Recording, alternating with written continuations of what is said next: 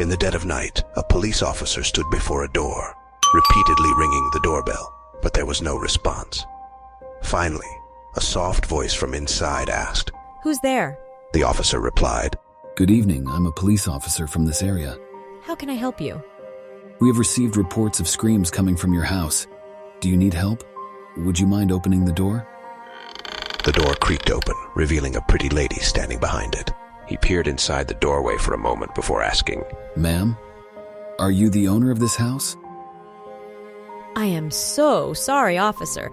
I'm just a simple resident. I didn't mean to disturb my neighbors." The lady replied. The officer, trying to be helpful, asked if he could come in for a quick check. "If you don't mind, let me get into your house to do a quick check." The lady appeared nervous but agreed. All right.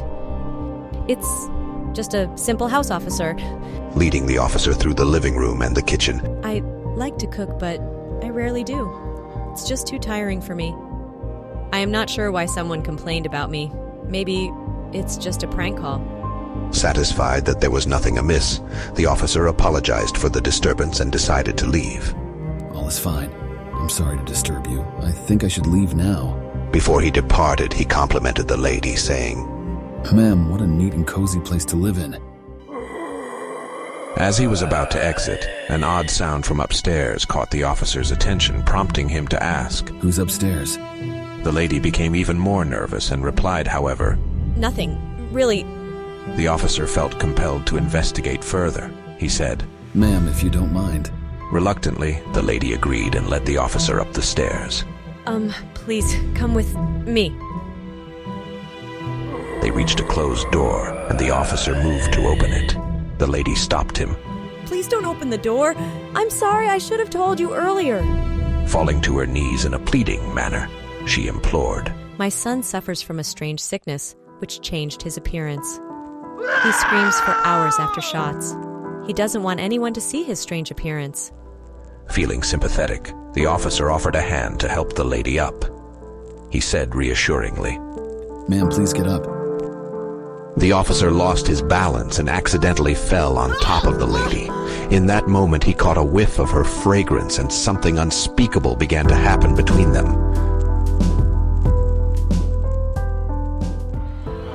Suddenly, the lady transformed into a horrifying monster before the officer's eyes. She absorbed his energy, turning him into a desiccated mummy. After some time, the doorknob turned, and an old man in a wheelchair emerged from the room. He gazed at the lady and remarked, "Mom, you are getting younger." The lady approached the old man and embraced him, saying, "My dear son, I wish I could accompany you forever." The old man reassured her. "Don't worry about me, Mom." And so the strange and eerie story came to an unsettling end, leaving an air of mystery and horror in the house. As a lifeguard, I take my duties seriously and pride myself on my lifelong commitment to watching the water. Assigned to an isolated beach, I admire the view but find it dull. As a bird drops something on my head, I curse but quickly remind myself of how awesome my job is as a lifeguard. But things take a dark turn when a female body washes up on shore, and despite being too late to save her, I can't give up. She regains consciousness and reveals that she was murdered by her boyfriend, planning to return to town for revenge. Every day, I witness tragic loss of life in the sea, but I do my best to save as many as I can, feeling fulfilled knowing I'm fulfilling my duty as a lifeguard. My ability to save lives takes a dark turn as the townsfolk reject those who return from the sea, causing panic and chaos. They have no other option but to return to the water. The girl I saved finds her boyfriend at the beach and takes revenge. Witnessing this, I'm left confused about my ability to save lives. Maybe it's time for me to quit.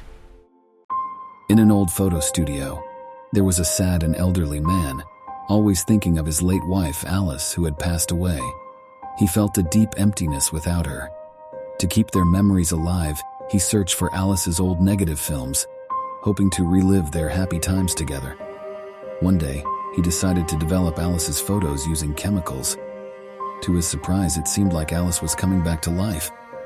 Overjoyed, he held her tightly, not wanting to let her go again. He felt like his life was perfect with Alice back. One day when he saw a picture of a hot model in a magazine, a strange curiosity took over. He wondered if another miracle could happen, so he tried developing a model's photo in the chemicals. Surprisingly, the model seemed to come to life too. He couldn't believe what he was seeing. Later, they did something terrible together. Unfortunately, Alice discovered the shocking scene. She was upset and heartbroken to see his beloved husband with a young girl. Their emotions escalated into a heated argument, and in the midst of it all, the old man lost control. Tragedy struck, and Alice was choked and left unconscious. The selfish old man left the scene with the model, abandoning his wife's lifeless body in the dark room.